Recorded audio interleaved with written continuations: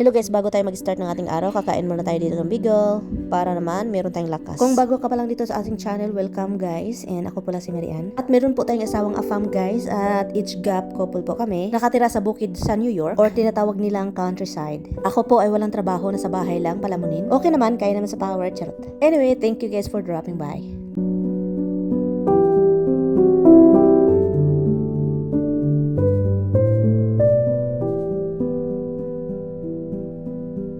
At meron pala kaming 4 na anak, tinatawag naming Roxy, Misty, Hubs, Dimples, Aso at Pusa.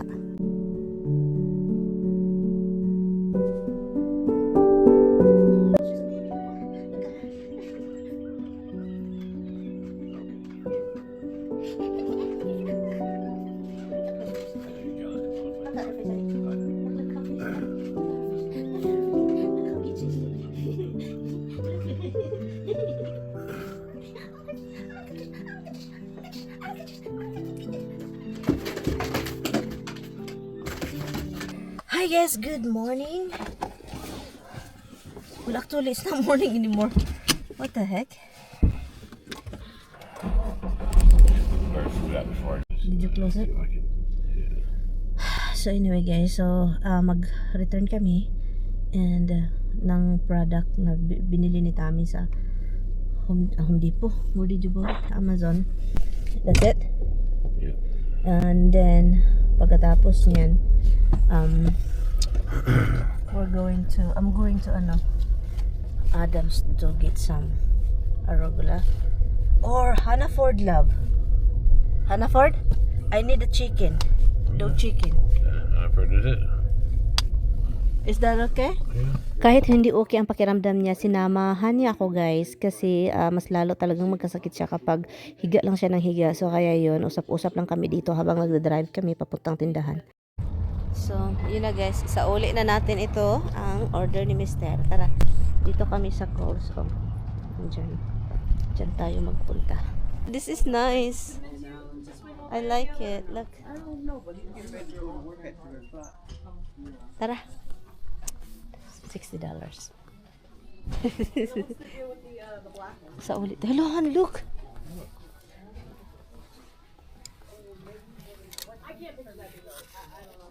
It looks like a tablecloth. Very country looking. Can you hold it? Very country looking. Hold it. Country. Like Beverly Hillbilly stuff. I wanna see that. Come on. Oh, $80. That's why I said it's a different price. Over there, honey. Hey. Let's say, let's say no. In Marshall, it's nicer. Buy one get one half off. How much? You have a nice towel in the house. No, cheap price on it. Huh?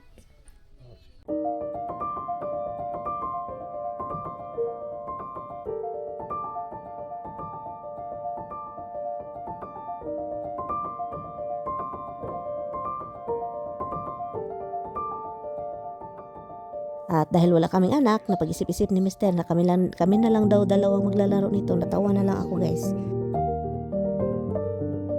At dahil ayaw ko bumili ng panty at bra guys, yun si Mr. Oh, mahilig talaga yan siya magsabi mag-shopping daw ako. At okay naman yung panty at bra ko, granny style. Ayaw ko ng mga ganito.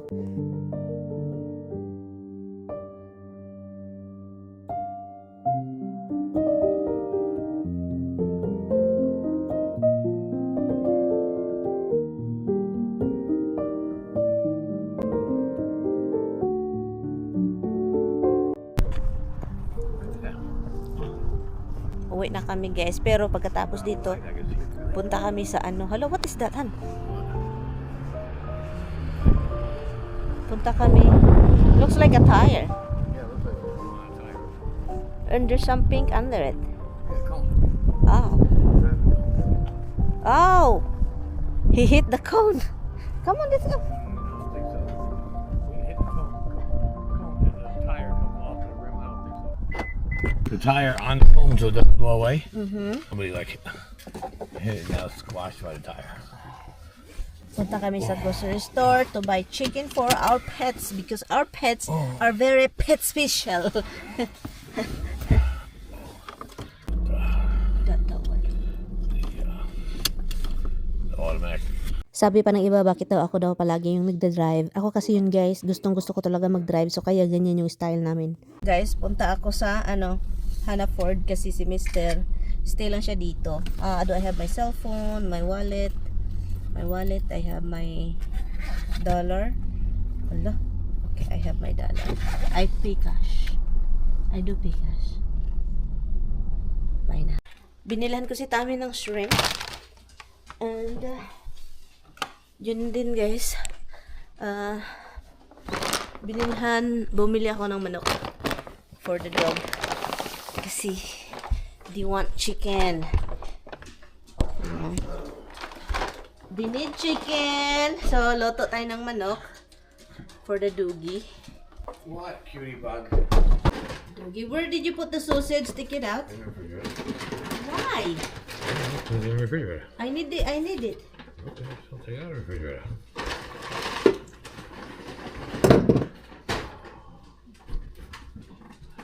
Mix it with the food here with dirty shit.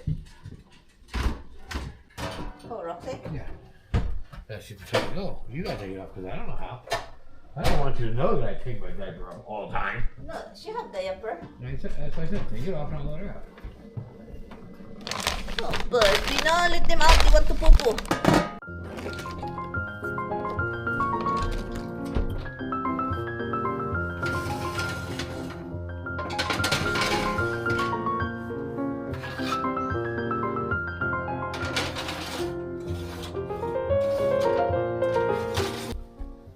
Ito yung pagkain ng mga aso guys. So, ang dami-dami. 1, 8, 9, 10, 11, 12 pieces.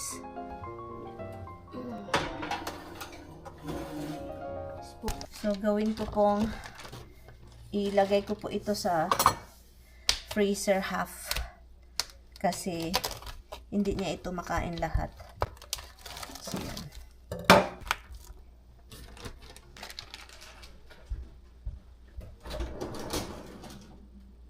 So, ganito. Parang lutuin ko siya, guys. Para siyang yung chorizo de Cebu. Ganyan yung style pagluto ko. Lagyan ko ng tubig. Konti. Ibubuil ko siya sa tubig konti para maluto talaga. And then, pag wala na yung tubig, ang gagawin ko is, siya, yung lagyan ko ng oil. Yan siya.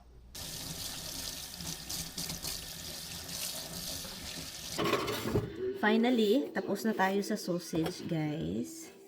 Luto ng sausage ni Mister. Madali lang lutuin ito eh. Basta pabukalan mo lang siya, i-boil mo lang siya bago ipirito sa oil niya at lagyan mo ng konting oil. Ito, madali lang. Sure ka talaga na luto. Yun, snacks. Mahilig si Mister sa snacks. Kanina pa itong hindi okay si Mister kahit sumama ito sa akin sa pag-grocery. Talagang masakit na ulo niya. So ngayon masahe time na kasi para naman makarelax-relax siya.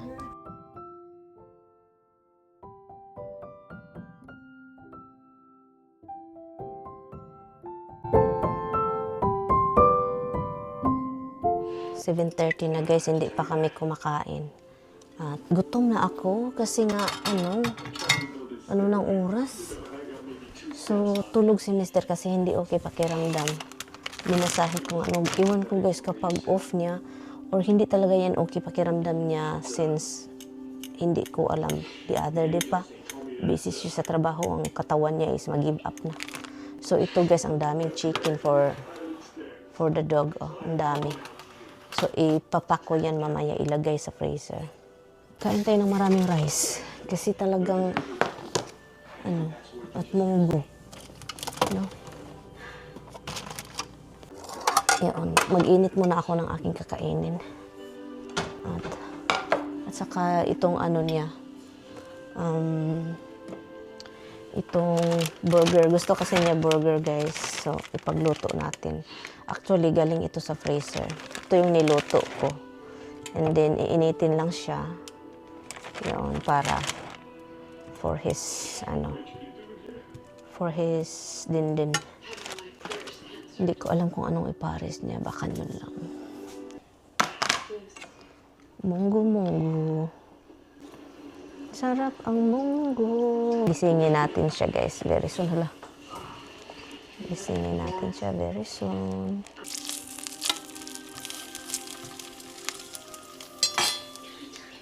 So yun guys, dito lang muna tayo, no? Kasi pangit talaga pakiramdam ni Mr. Bagsak na bagsak yung katawan niya. So inalagaan ko lang siya dito. Ginising ko pagkatapos kong niluto itong kanyang burger. Kasi gusto lang niya salad, arugula ang kapares.